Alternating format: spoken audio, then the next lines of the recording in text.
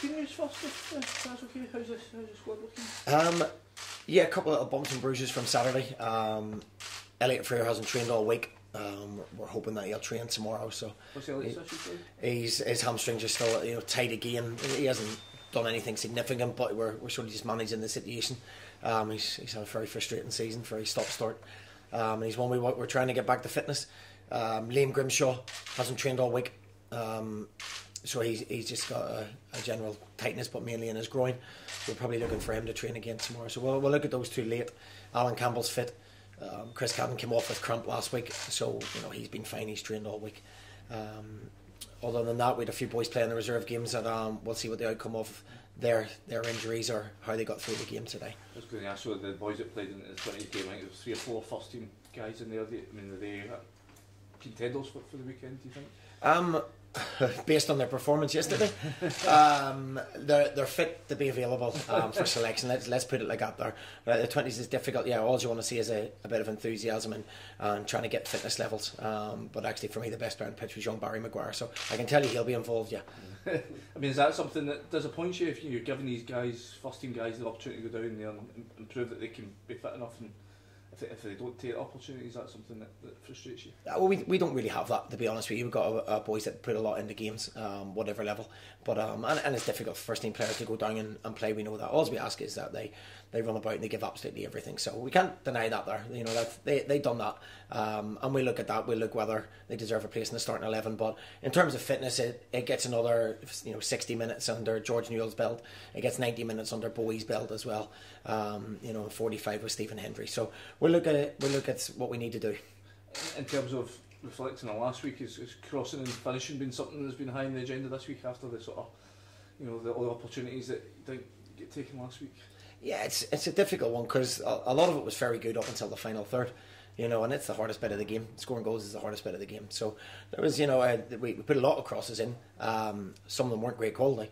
And sometimes we didn't get on the end of them. It's one of those games. There's not a lot really you can do. Yeah, you practice cross and finish until the cows come home. But if somebody doesn't put them in on the Saturday, then it doesn't matter what you do during the week. So no, look, collectively we know that a lot of it was positive, and we'll take that into Saturday's game. And of course, a better quality in the final third is needed. There's no doubt about that. How do you reflect on or view now the chase for the top 6? Obviously, come on, getting that result puts it in there, and they've got a couple of games in hand now. Yeah, I said last week it's 3 points. We'd rather have the 3 points in Killie, but it is still only 3 points. We didn't lose 7-8 points on that game. We're 3 points. We need to get back to winning ways on Saturday. We've got a great opportunity, and then it's game on again. Hearts got a hard game away as well, so let's not forget they're still in the race as well. And there'll be teams below us probably thinking they can still get in there. So first and foremost, we need to make sure we get the points to stay in this division, and then we'll start looking back up the way again.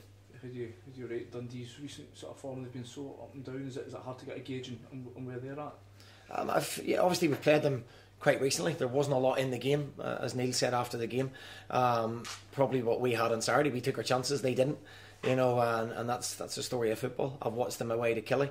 They're a team that plays good football. They get the ball down in the play. They've got some very good individuals that can win the game. So they're a little bit unpredictable, but we know it'll be a tough game no matter what. It'll be a tough game, and as I say, there hasn't been a lot between either of the games that we've played.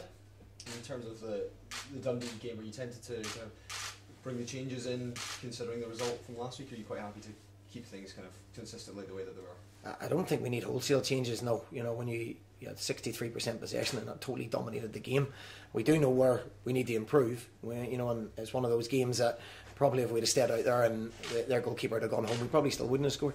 So we know what we need to do, but it certainly isn't wholesale changes. There's some terrific performances out there, so there won't be wholesale changes, no. Does it mean there's added pressure on yourselves and the team to get this result against Dundee, considering you missed out on the 3 points at home last week? There's pressure. I know what way I'd have preferred. I'd prefer to have 3 points get into the game, but we haven't. So no, it won't be added pressure. There's pressure in every game. We got a few games left to go before the split. And they're all massive games. They're huge games, and that's what footballers are paid to do, to deal with that there. We'll deal with that there as a club as well. But what there will be is very prepared to play.